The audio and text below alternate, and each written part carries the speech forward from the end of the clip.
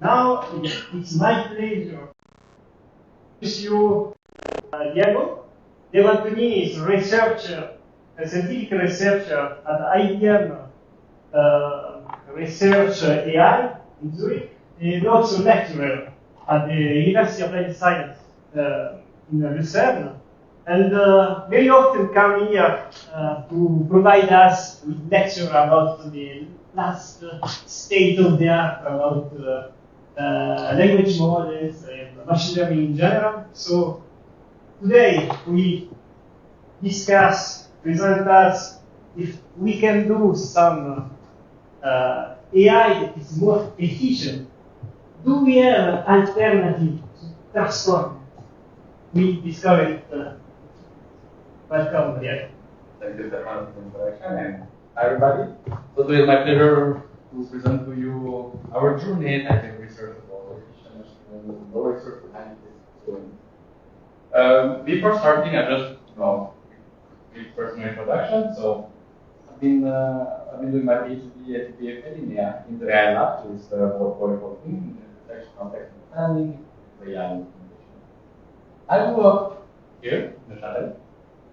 With my microphone, and I work in Zurich, and now I live in Lugano. I'm going this office. During those last years, I've been doing a lot of consulting services in NLP machine learning, and overall, I have quite a few years of experience in NLP and also enjoy supervising master thesis project at schools. That was quite efficient.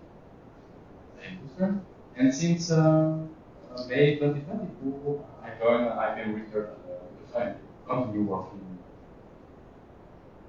So, as you might know today, foundation models are an inflection point in AI. So, if you take a bit the timeline of how models have been developing, like initially we had expert system where one manually processed single pools and not using so much data, it was a bit more free. A few years later, we moved more in the area that we call now, I don't like this term, but like more traditional machine learning, which is less brighter, but you did a lot of work, features, or to collect processing pipeline. And you also need to have quite some data to and since 2010, 2012, when we had like last advances in how can we exploit GPUs in our network, we enter into the game of deep learning, where we try to automatize the infrastructure with large models and deep models. And the limitation of those deep learning models, like we need to. And since it's a couple of years when transformers have been published, or like BERT, etc., and so started to a lot of self supervision. The idea was like, okay, so now we like to learn a lot from data, but we don't want to have an annotated. Is there a way that we can retrain the structure of models, try to understand, for example, knowledge text, and we quickly adopted them in limited tasks, in multiple tasks, where we have limited amount of data. But today I would like to talk more about efficiency. So, what first is efficiency? So, my definition, like we would like to have more returns for the same. So, for example, we could imagine that we would like to improve the quality first in footprint. So, we mean that we don't increase the model size, or we would like the prediction latency the same, or could be also a metric, like we don't want to have more computational resources or another way to be efficient is to lower the footprint of models to obtain the same quality. To obtain the same quality. So it means that can we still achieve the same performance, accuracy, or precision recall while decreasing models? It could be like, can we train using less data? Can we train with smaller models, etc.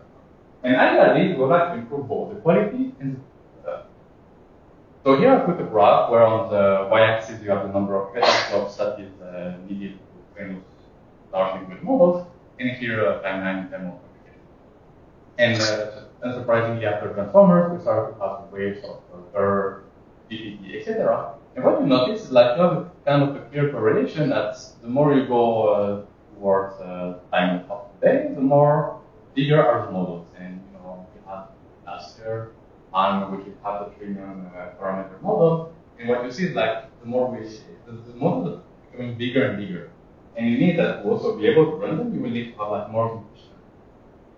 So why efficiency is important? So the first thing is that research does not optimize for production. So it's super cool to have like super large language models that have plenty of stuff, but when it's about to bring them into productions, you have to consider twice if you are really capable to have them, because those need to be. So one way of improving efficiency would be like, okay, can we have something more about sustainable scaling? Can we train and deploy large models in a way that is like less costly? So training efficiency or recurrence efficiency. And for example, if you take how much was needed to train GPT, we're talking already about millions, which is quite impressive. But compared to GPT-4, the CEO of OpenAI was seeing at least 100 million. So we don't have, of course, the exact number, but it was quite a lot of. Another thing why efficiency is important is for on-device deployment. So all of us have smartphone and many IoT devices, and if you would like to run machine learning application on them, you would be limited by the resources. You cannot imagine 1 terabyte of RAM or even a few. So you have to think a bit differently when you want to. And also you have another trade-off that if you have a smartphone, you have a limited amount of computation resources. You have to think, is it better to have like maybe one bigger model that uses most of the resources of the phone and do things, or is it better to have like many small models that can take a very slight percentage of this 10 to 1 of that. Another important one is about limited amount of label data. So, there we have things like privacy policy, that's important, so we cannot do everything on data. And if you want to have labeled data, you will also need annotation. Annotations are free and they're free. And another thing, like when you have some user data that are like very sensitive, you will not be able to bring all those data into your server and on your own server. You need to train models locally. And finally, why efficiency is also important is that we have also new applications. So you cannot imagine to just take off-the-shelf models and apply it in another context on the phone. We have to expect that it will work because you need maybe to slightly modify it. Another thing that is important is about offline mode. So if you have like translation on your phone and you reach an area with not internet, it's a bit annoying. Now it's getting better. You have offline translation, but it's not something that is not. And finally, when you have those large language models, you cannot necessarily involve them in the critical parts of the user experience. You need a lot of resources, and if there is a problem or it's slow, the user might. And I took from a paper from last or 2 weeks ago this plot that I found extremely interesting. So this plot is about different large language models that varies. There's a number of tokens that it requires. So here's a billion token. And the meaning, how many tokens would be required to train theoretically in an optimal manner those models using the, I don't know if you pronounce that, chinchilla or chinchilla scaling law. And then they compare it with the number of tokens that we have available on the web. Here they note it in so when you see the growth of those models and the growth of actually the tokens that we have installed on the internet, you can see that actually we start to plateau soon theoretically, meaning that after a while we start to not generate enough new data by humans. So that's why it's more and more. So how do we make models more efficient? So we have 2 paths. So either we start from quality metrics and like, okay, we agree to maybe try a bit of the performance, compress the model and improve significantly. Or vice versa, you have a model that it's free and you would like to increase the capacity to improve the quality metrics. So it's a big trade-off. What do you want to achieve? I mean, ideally you would like to achieve the best performance with the best movement, but it's not a way to So one mental model that was introduced by those guys at Google was like, okay, you have like 4 different ways how you can work on efficiency on top of the infrastructure and hardware. So first you have compression, that is all about pruning, quantitation, automation, like can you discover automatically new machine learning architecture, or how can you find any better hyperparameter tuning.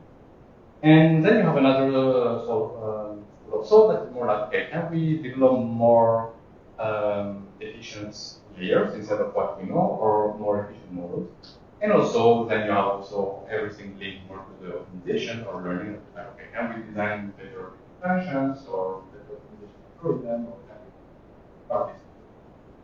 Okay, I'm going to talk more about those values as to problems, that is about efficient architecture and learning.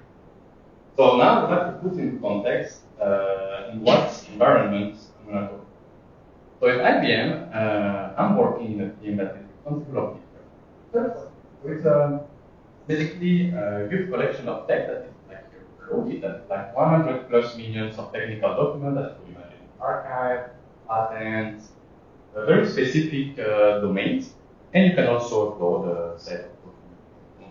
And based on those collection of documents, you can basically ask many things from or by instruction, and basically it will depend on what you would like to do in your domain task with those. And to convince you why this is important, here are like the bottom the graph is like how many new papers are available on archive per year, and what you see is that in the last year, like approximately 200 to 200,000 new papers. But if you have a category with a whole field, you will need to read pretty fast. And the bottom plot is about the number of patents that have been filed in the US. And here again, you see that it scales at approximately 600,000 new patents filed in the US per year. So those are only two sources of data, but we have many other sources. And with deep search, basically what you can do is that you can upload a document, it will then extract the document, make a relationship, and then you will be able to start raise document or make reload this database. So now that I talked a bit about deep search, just to recap a bit, so it's a no-range discovery platform, and we target papers and patents, so very highly technical text.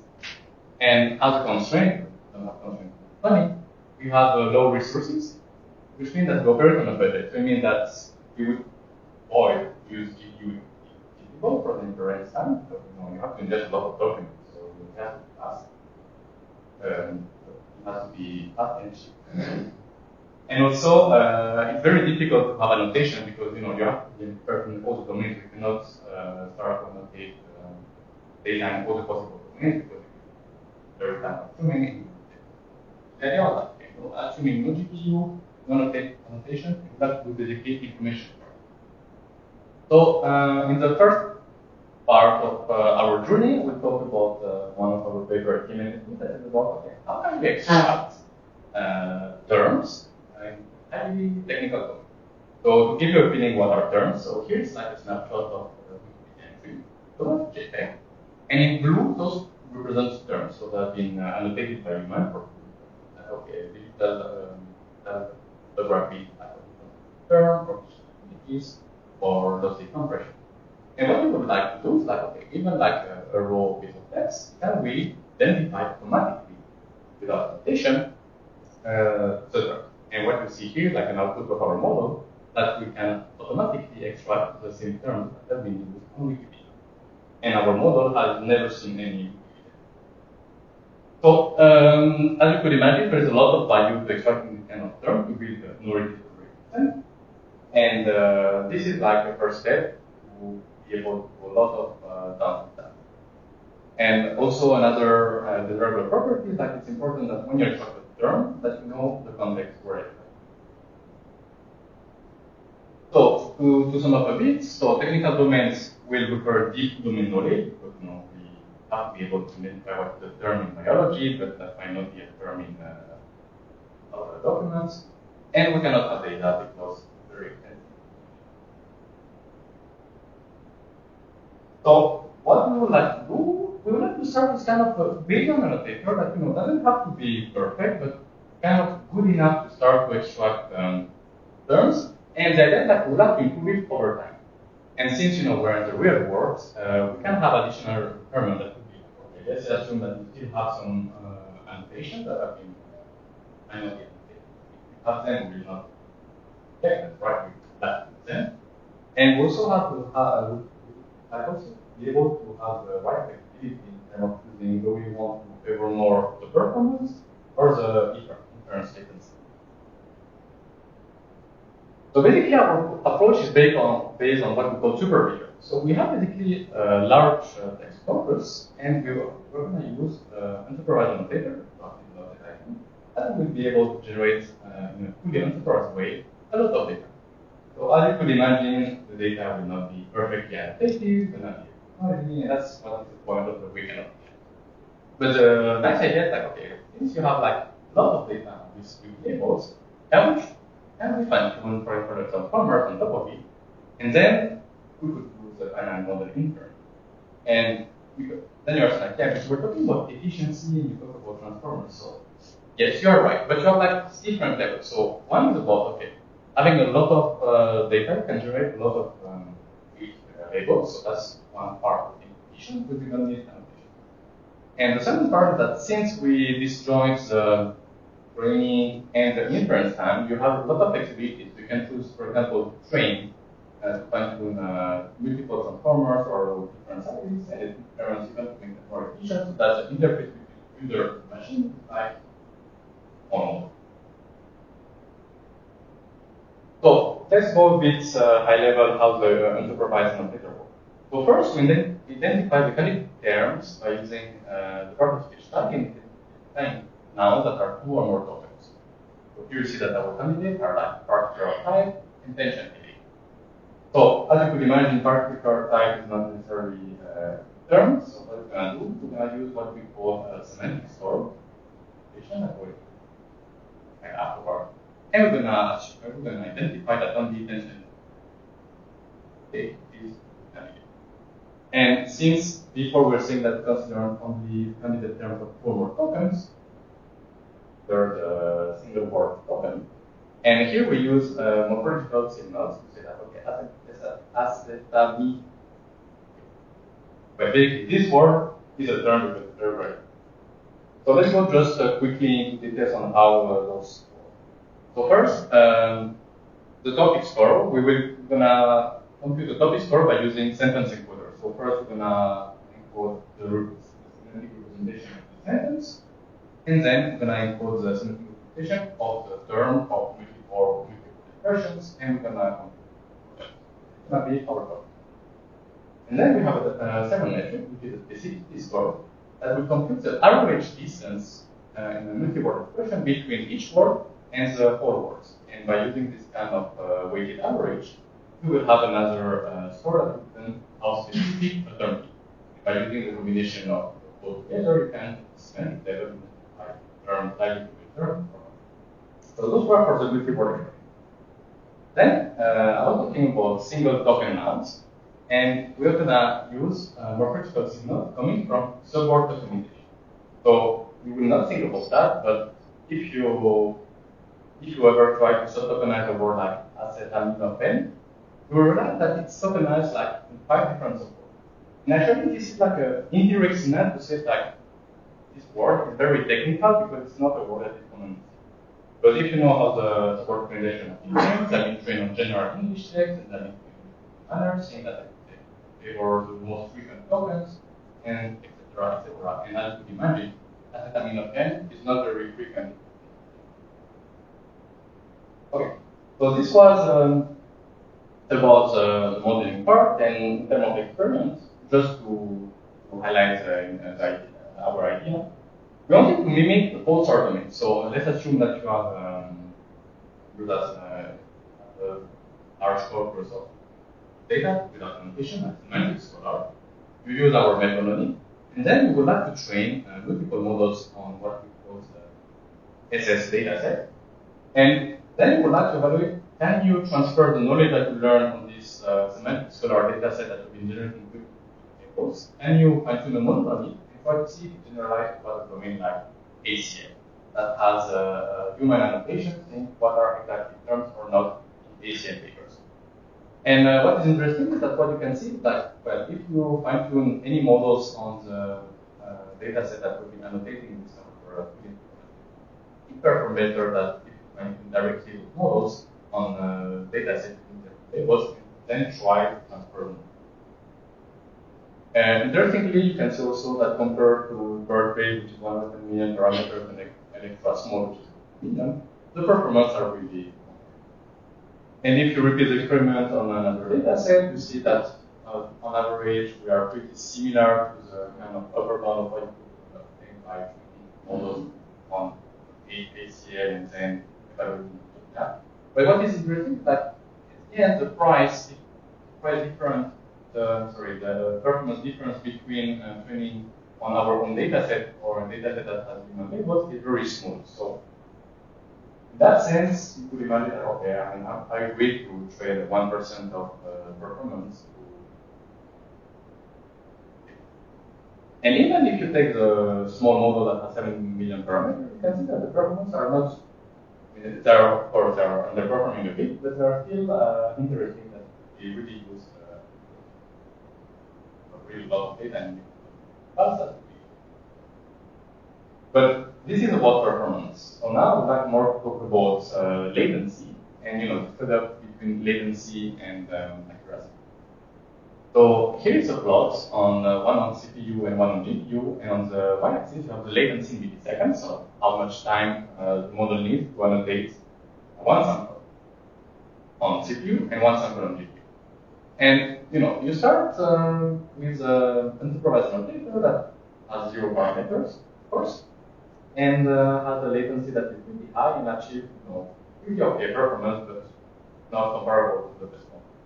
But what is interesting is that you have the option to say that, okay, I would like to really decrease the latency of my models. You could switch to an alternative like extra XS, small model, or to say like, okay, I can train a small model on top of the data and achieve more or less the same performance while also decrease latency. Or if you want to improve both, you say that, okay, I can take a slightly bigger model, and I can also data and not only the code, but also the data. And this is the same story for GPU. So basically, we show that we can really decrease inference time by using our approach, and also we have the flexibility to better performance, or better inference, or both. And then you can ask, okay, so now it's fine, you have a lot of terms, and what can you do with? So you could imagine that an application that you annotate a lot of the text data, and then you process text to extract the terms, and then work to query them on those large versions of text. And you could imagine that then if you query your large ordinary metric, then you would have, like, in terms of the most similar words, terms that are extremely related, like graphical models, or vision network, or predictive models. So this is like a nice way of. So this picture is nice, but we aim here. We aim like to decrease even more the latency, improve the performance. And recently we published at ACM the PMFP mixer, which is an efficient all MLP architecture for language. And the idea is like, okay, we would like to have an architecture that is designed to be efficient by nature and that is embedded into it, meaning that it doesn't need programming. So when you think about birth base, the model is like 400 megabytes, and 25% of the model's weight is about, of the 100 megabytes is about the ordinary tables. Right? But a lot of the budget. So if we could strip off and replace it with non-parametric functions, and the second thing is like, okay, we also know that transformer models suffer from the quadratic complexity and different things. So can we use also other alternative models? And since we want to push the things a bit to the extreme, we would like to aim models that are like the size of 1 megabyte. So just to give some quick background, we're going to use something that we call projection network. And projection network is a type of domain that basically don't have ordering. So here down is your projection network that basically gives hash functions here. Projects and here's the specificity of this particular model that we predict only binary values. So your data representation is going to be a binary. And as it's very difficult to train a network just using those binary features, you will train it in a distillation fashion with a trainer set. Basically, you will train both network in parallel, or maybe with this one, and you will have the regularly network, and also typical knowledge distillation losses, and the result because that all together you should be able to train very small network, project is good work. And the second key that we're going to use is MLP, which was alternative model that Google did. That is basically they were like, okay, let's remove everything of the attention mechanism that is like a lot of complexity, and let's have MLP models that have out of the box integration. You take as input for your word embeddings, you will do a transpose to first what they call the token mixing approach that our MLP on this transpose. Then we do the opposite, we transpose back and do what they call mixing. You repeat these steps and in the end, that approximate more or less the performance. So let's go now to the recipe of success for the PNP. So first, we would like to build a projection layer with linguistically on people. So projecting include binary space is nice, but there is not so linguist information or semantic feature that can inject network. And second, we would like to leverage the capacity in the fast notation of the PNP. So let's go into the details.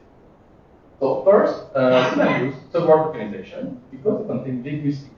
While I gave you a small preview before, if you encode the subword tokenization for paracetamol, you will have like multiple tokens. And then the preview word will be encoded. And based on this idea, we can also use locality sensitive hash function to say that okay, similar subword token should not more than both in the. So once we have a way to hash each of those subtokens something, how can we encode a word? And here's an example. So let's imagine that you have the word of your vocabulary, green. Well, you're like, okay, how can we compute feature for this word by using hash? First of all, we're gonna extract the n-gram. So in that case, we're example of the n-gram are trigrams. And for each of those, we're going to compute a set of hash. Here we have integer values.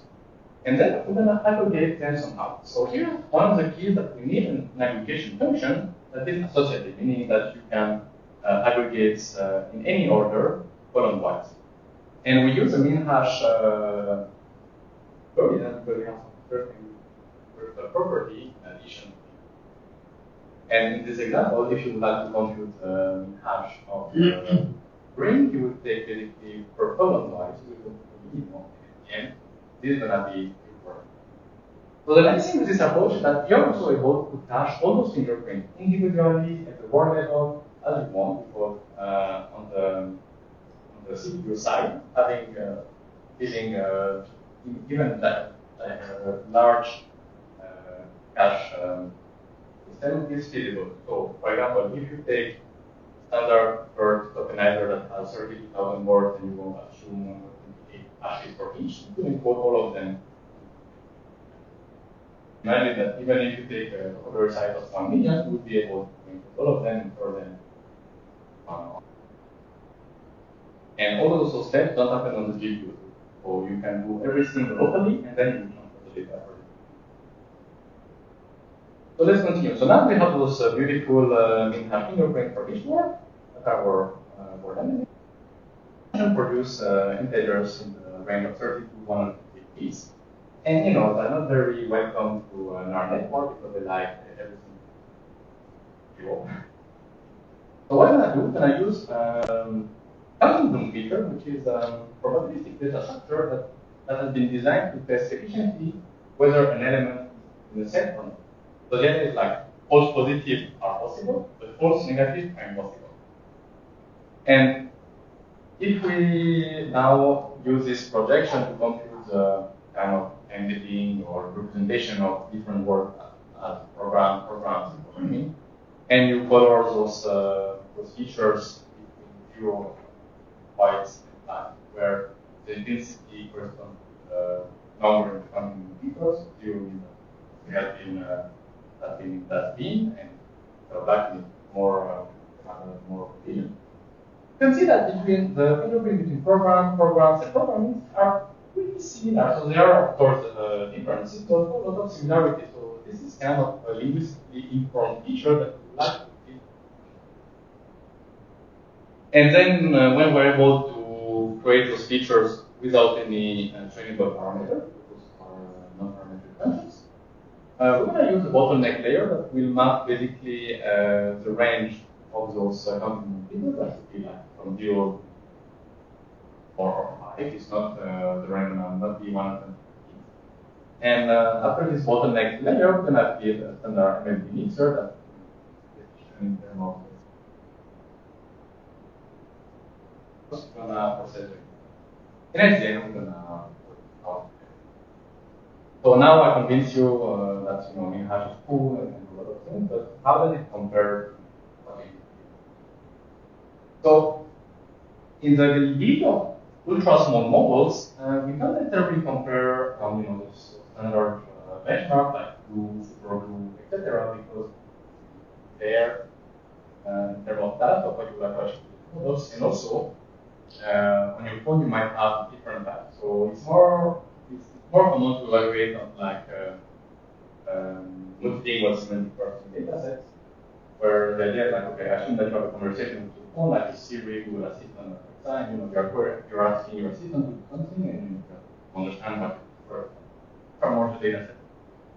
And we have two metrics. So one is extract accuracy, about how many important terms or slots you extract from the query, and one is about out of the slots, what were the classification, what was really bad.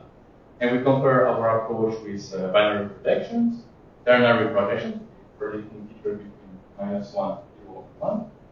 Another alternative than min hash is sim hash.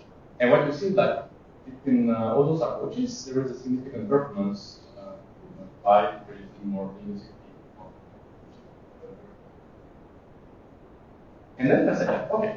So I was saying that we chose an mixer because it's more efficient, but does it mean also perform better in terms of performance, predictive performance? So we made the same experiment, but this time we fixed the projection layer to the min hash, and we compare, we plug on top multiple models, small models that can perform. And what you see again, like the NLP mixer is more performant and also seems to be able to perform better at the smaller size. So those were kind of the validation studies saying that we're going in the right direction. So now the real test is like, okay, now let's do real evaluation. And we have basically different 6 languages from English to Hindi. And we have like a standard models like multi-convert, X and vector that are data set. And below we have like some kind of smaller data set, including the model from Google,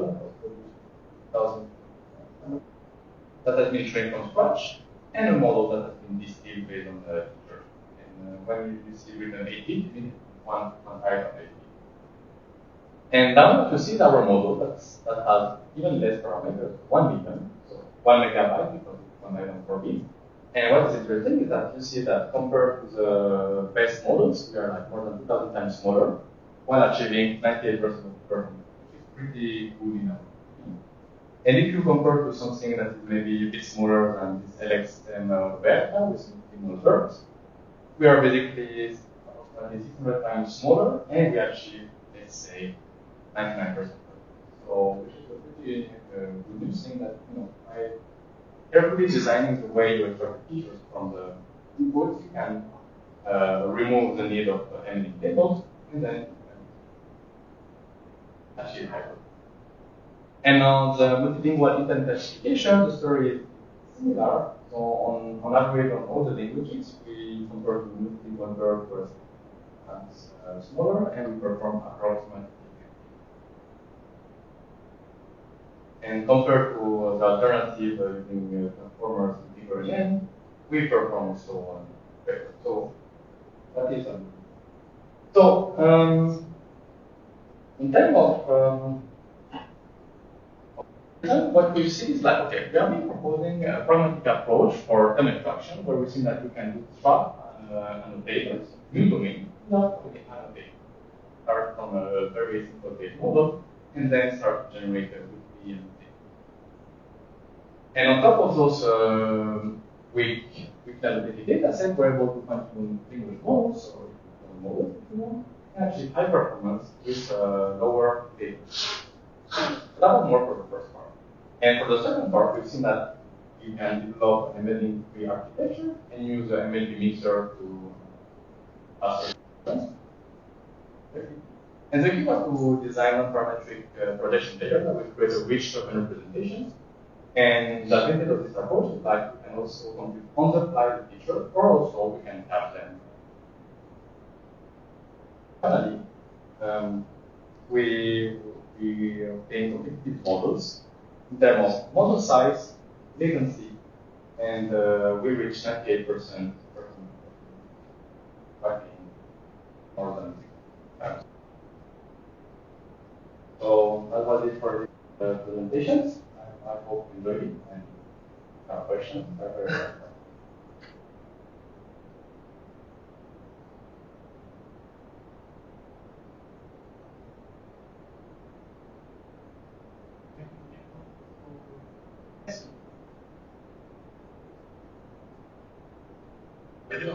have a question.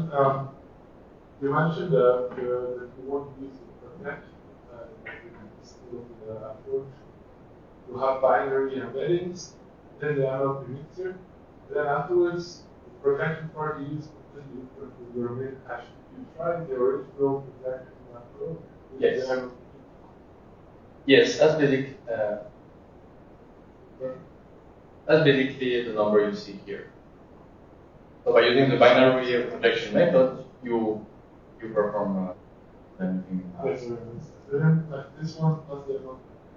But if we don't try, you assume that hash is better, then doesn't work. so actually, maybe I was not clear, but here, like we took our architecture, but we just changed the projection. So here with the MLP mixer, and here we did the opposite. We fixed the projection by min hash, and we changed the MLP mixer with some firmware, etc. So to answer your question, the results are here with the MLP mixer, the binary projection.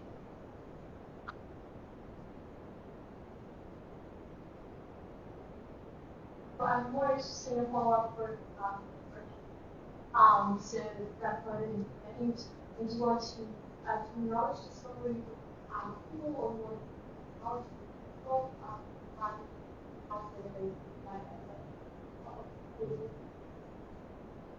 I think I will not be able to answer this. Okay. I don't know exactly what I can say about that. I can tell you that we're extracting a lot of things and making connections with documents. But maybe half an answer is like the platform is completely okay. So you can have a look and start to upload documents and start extracting. Then I think I don't know what is available for the platform, but I think you can. There are some using for it. One small app. Okay. Yes. And you mentioned, let's say on this slide, I mentioned on this slide that we are approaching this number of this one, but on the slide, you see that this actually increasing the choice. We are growing the number of programs. Yeah, sure. And archive of patterns are exponentially growing. Yeah. Okay. So here the thing is like that's 10 to the power of 13. And if you combine all the archive together in a year, I don't expect that to reach that number.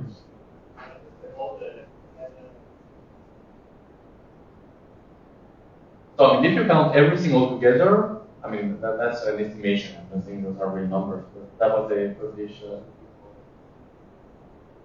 saying that if you want to train optimally those models and they're not trained optimally. I mean, you see, I think what we see now is that more maybe trained on 1 trillion token for that level. So in practice, this from the research perspective, there is no model that really have been trained on 10 or 13. So it's like here's like they use a law that was developed, the simplest law that was developed by DeepMind 1 year ago, saying like what is the best way to train a model depending on the size and the number of tokens, and there is like kind of formula saying like, okay, if you have, I don't know, 1 billion parameter models, you will need like 20 billion. I'm not saying that the dog was saying those numbers, that's not now. So here they're just looking to perspective into the same graph, well, so what is that?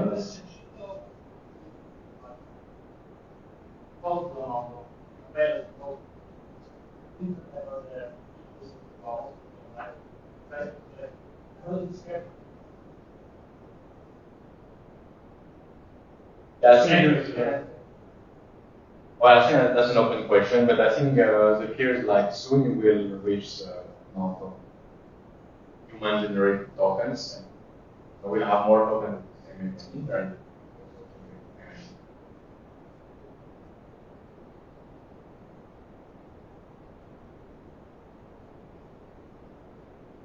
Question for you, Diego.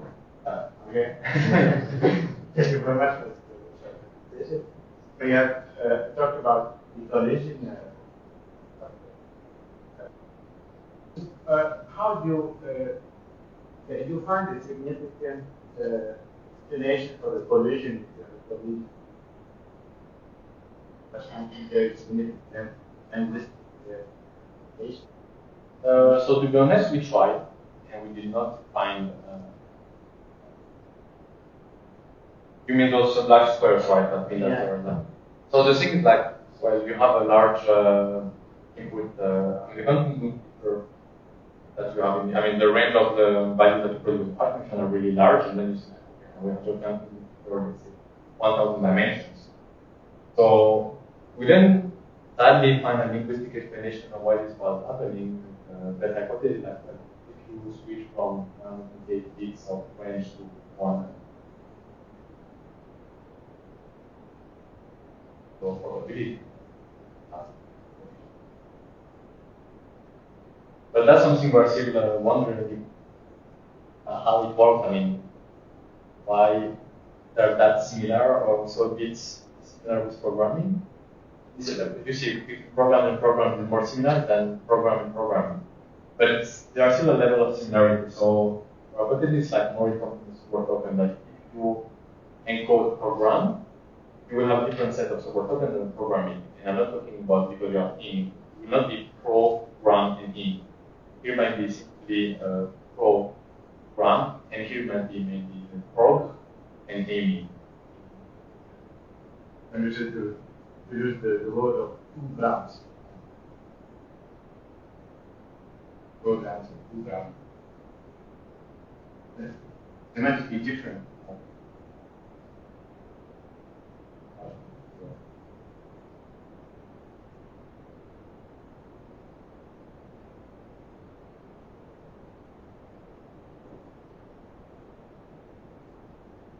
There are no other questions. Thank you again, Diego.